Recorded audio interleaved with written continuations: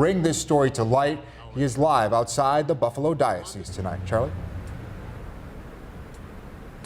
Well, leaders from across Western New York are calling on the Catholic Bishop of Buffalo, Richard Malone, to resign his post today after our two-part I-Team investigation into the continued cover-up of sexual abuse in the Diocese of Buffalo. These leaders say the bishop has no credibility and must step aside for the church to move forward and public trust to be restored.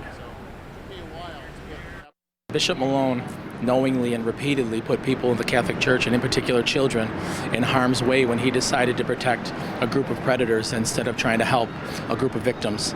By reintroducing these priests into parish communities where they were viewed as men to be trusted and people you could form close relationships with, he's complicit in the carnage that they've brought about, and he should have resigned his post. They've not handled it well, and I think it's clear when you see the documentation that directly contradicts the assertions that this bishop made about not reassigning priests into ministries in close proximity to kids. Why would there not be an opening up of our doors of the church to let all of the independent investigations come in so that these victims can be treated fairly, this church can be cured of this plague, and we can be allowed to heal as a community? That can't happen as long as this bishop resides in this office, and we need an independent investigation to coincide with new leadership.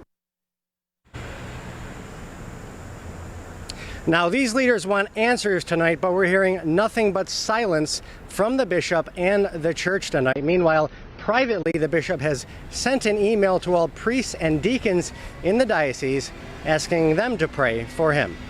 For the I-Team, Charlie Speck, 7 Eyewitness News. Okay, thank you, Charlie. Also tonight, a prominent Catholic radio station is also calling for the bishop's resignation. During a special live broadcast on the Station of the Cross Catholic Radio Network, presenters made specific reference to our I-Team investigation and called for the bishop to leave his post.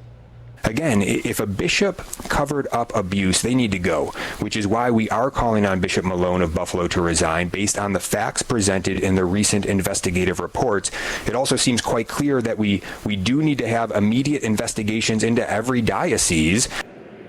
Again, that broadcast courtesy of the Station of the Cross Radio Network. And the Erie County District Attorney spoke for the first time today about a possible joint investigation into the Buffalo Diocese sex abuse allegations.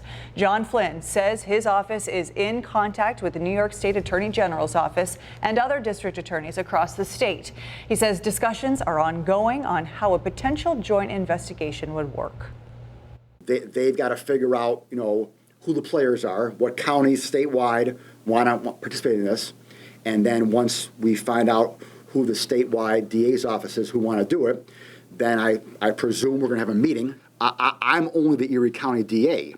The diocese is all 8 counties here in Western New York, so I can't prosecute what happened in Chautauqua County or Cattaraugus County, so only the AG can do that, again, if they get permission. And asked about calls for the bishop to resign, Flynn says he had no comment. And our coverage continues right now online. You can watch both Part 1 and Part 2 of Charlie's I-Team investigation on the WKBW app and WKBW.com.